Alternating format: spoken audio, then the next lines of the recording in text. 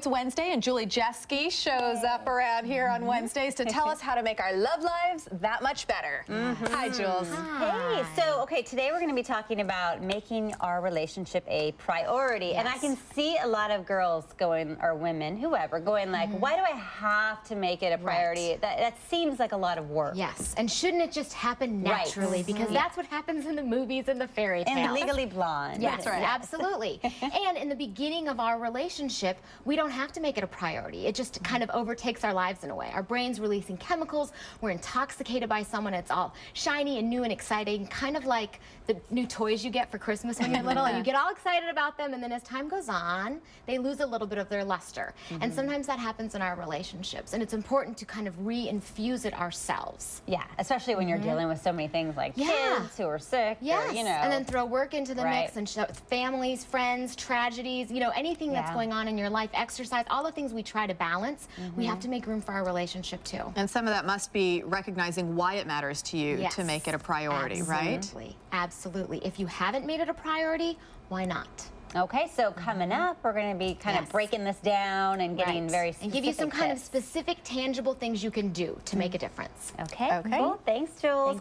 Okay, so the blonde that we enjoy seeing on the show is not me. Yet another smart blonde in our lives. Another smart blonde. Yes, I don't know if you're a fake blonde like me. Julie Jeske, our relationship She's silent on the topic. Hi, Julie. Thanks for being here. Thank you. Okay, so we're talking about making your relationship a priority. Right. We kind of teased it earlier, and Bruce Sussman over in the Weather Center was like, Julie, I want to know how are you going to somehow create time for, you know, couples to do this? So I wish we could bring him out here right now, and I would ask him, how do you make anything in your life a priority? How do you show up to work every day if you have a job? How do you make sure your kids get to school if they go to school? How do you do the things that you do, right?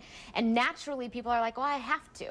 And unfortunately, you have to do it in your relationship too, otherwise it's not going to happen. And then, you know, 10 years from now, when you're miserable, it's a lot harder to make it a priority. What are some of the signs that you should really start paying attention to this area of your life? I mean, you may have just ignored it for so long that you don't even think about it. Right. If you haven't talked to your partner, you know, regularly, if you don't know what's going on in their life, that's a sign. If you're kind of like two ships who are just passing, you know, you just randomly check in about a few things, but you don't really know what's going on with them, that can be a sign. If you're not having any fun, if you're not looking forward, if you do randomly have some time together and you're not looking forward to it or not excited about it, that could be a sign as well. Okay, so what can you do to motivate yourself to take action? And you said, you know, don't wait for your partner to make the first move.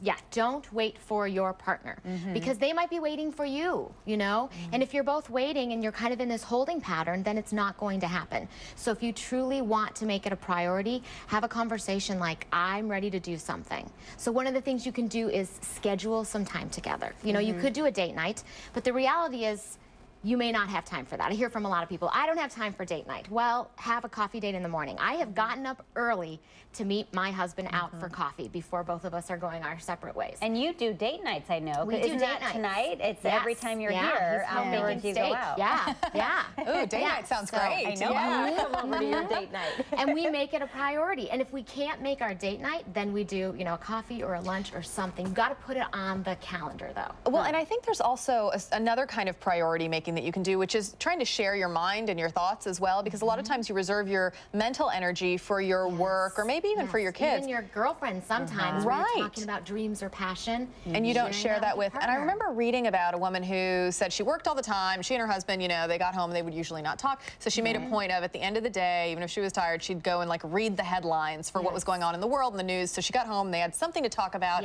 that wasn't just like their insular lives and, you know, who took out the trash. Right. Absolutely. And that can happen too if you have passion in your life or you have hobbies and you go, that's why I also strongly recommend spending a little time away from your relationship too, by having something else you do, so when you come home you're like breathing this fresh air into your relationship of what you're doing in your own life, you know? Having fun, finding time to bring back the romance or the fun, because the reality is if you like spending time with your partner, you will do more of it. If you're not having any fun or romance, why bother? You're just, you know, sitting on the couch together being exhausted at the end of the day. And what if one partner is interested in making the relationship a priority, but the other partner is like, well, I'm cool with how things are. I'm cool that we don't talk a lot. That's what we're going to talk about next week. Oh, yeah, really? Because that's a whole different topic. Dynamic as well. And then also, I've got to ask this, and I'm surprised Jenny hasn't yet. Oh, about the kids. Yes, I know. Right, I was waiting for you here. I try not to make it too much about myself. Yeah, well, a lot of people have this issue, right? Where you have the kids and your energy goes to them first. Right. Yeah. And it does. Yes. And especially like this week, I mean, our kids have been sick all week, so I feel like the only thing we've been talking about is the sick kids and nothing else. It's and been that our whole may world. be how it is for this week. But what you don't want to have happen is have that be that's how it is every week, right? Because before the kids, there were the two of you. And so we need to remember that. And so asking for help when you can, having a friend or family member babysit. I babysit for my friends all the time. And I'm willing to do that. They're listening right now. When I'm available, I'm absolutely willing to do that because I believe so much that it's important for people to get out there and celebrate their relationships. And I know people hate hearing this, but you may need to hire help sometimes. If you can afford a latte out in the world, if you can afford lunch out every day, a manicure, a massage, you can afford your iPhone, you can afford a babysitter. You have to make it a priority, though. Even if you're not going to do something really expensive with your partner, just a couple walks around the block or, to the park, then it's just about connecting. I love that. Okay, so we kind of teased. I didn't know that's what we were talking about next week. Thinking ahead. Now we know. It's when one partner is interested in making it, and the other making it happen, and the other one's not. Okay. Okay. Cool. I can't wait for that. All right. Thanks, Julie. Thanks, Julie. Great advice. And of course, she has JulieJeske.com. You can always learn about a little bit more from your blog there. Okay. Absolutely. Up next on Keep It Local.